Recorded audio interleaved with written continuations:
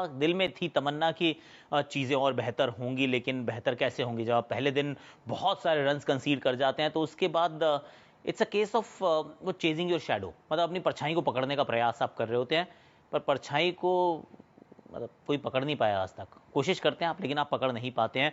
पहला session of course बहुत important था, उसके अंदर India had to make a come back and India did come back. और जिस तरीके से ट्रेविस हेड के खिलाफ इन्होंने प्लान बनाया कि अब हम बराज ऑफ बाउंसर्स आने वाले हैं। इनफैक्ट जब वो स्पेल चल रहा था तो आई ट्वीटेड कि बड़ा सुपर स्पेल चल रहा है, it should result in Travis heads wicket. It took about 5 more minutes and he got out. पर उसके अंदर सच्चाई ये भी है कि मोहम्मद सिराज ने विकेट चटकाई शॉर्ट बॉल के चलते, पर शमी का भी उसमें हाथ था। इसीलिए वो कहते हैं फास्ट बॉलर्स दे हंट इन पेयर्स। तो जितना काम सिराज ने किया उतना ही काम शमी ने किया। दोनों ने उनको लगातार वो बराज ऑफ बाउंसर्स से अनकंफर्टेबल थोड़ा महसूस कराया। और उस समय शायद सौरव गांगुली थे कमेंट्री में, तो बड़ा इंटरेस्टिंग उन्होंने एक पॉइंट किया कि यार ये ट्रेविस हेड जो है ये पाकिस्तान, इंडिया, श्रीलंका से आता है कि इतनी परेशानी हो रही है इस खिलाड़ी को शॉर्ट बॉल के सामने।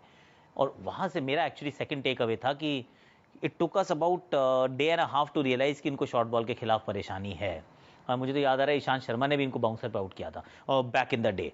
तो यहाँ पर बहुत देर बाद, मतलब बहुत देर कर दी हुजूर आते आते। First day specially in the third session we were really clueless, और उसका खामियाजा इवेंचुअली आप भुगतते हैं। स्टीव स्मिथ थक थक करके 2 शॉट मारते हैं, अपने शतक पे पहुंच जाते हैं and 31st test century, 9th against India. इनसे ज़्यादा शतक इंडिया के खिलाफ किसी ने नहीं मारे हैं, अब इन्होंने मार दिए हैं। 31 सेंचुरीज भी हो गए हैं। आई मीन वो कहते हैं मॉडर्न ग्रेट आप इनको कह सकते हैं। वो तो इनफैक्ट विराट कोहली से पूछा कि कौन है टेस्ट का सबसे बेहतरीन बल्लेबाज हमारे युग का, he said Steve Smith. Okay fine, अब कोहली ने कह दिया ठीक है मान लेते हैं।